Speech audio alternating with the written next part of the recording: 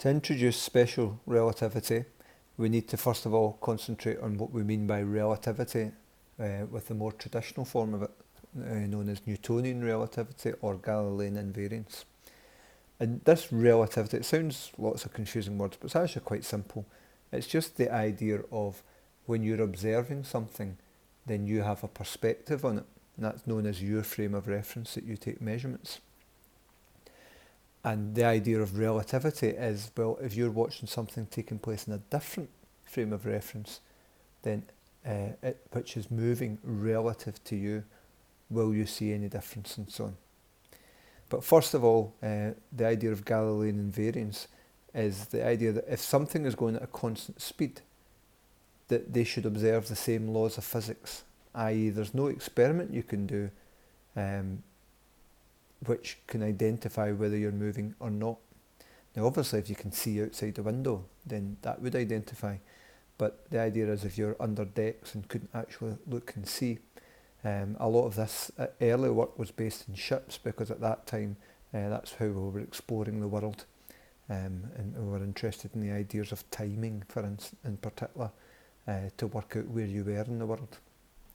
So Galileo said there's no way in which you could do a simple experiment which would demonstrate any difference in that case.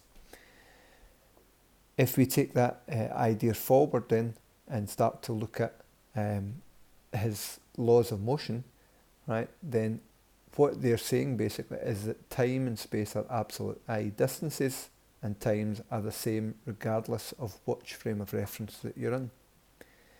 And so if we look at a simple example here of a girl running along a train, right, from the point of view of the passenger in the train, right, then the girl is travelling towards him at 5 metres per second.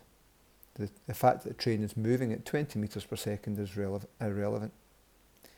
On the other hand, for somebody standing at the side watching, then the fact that the train is going at 20 metres per second is relevant.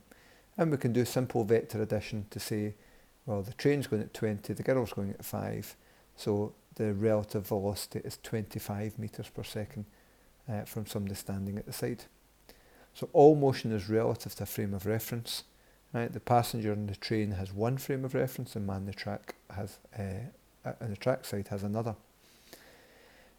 Can we consider that one frame of reference is more at rest than the other?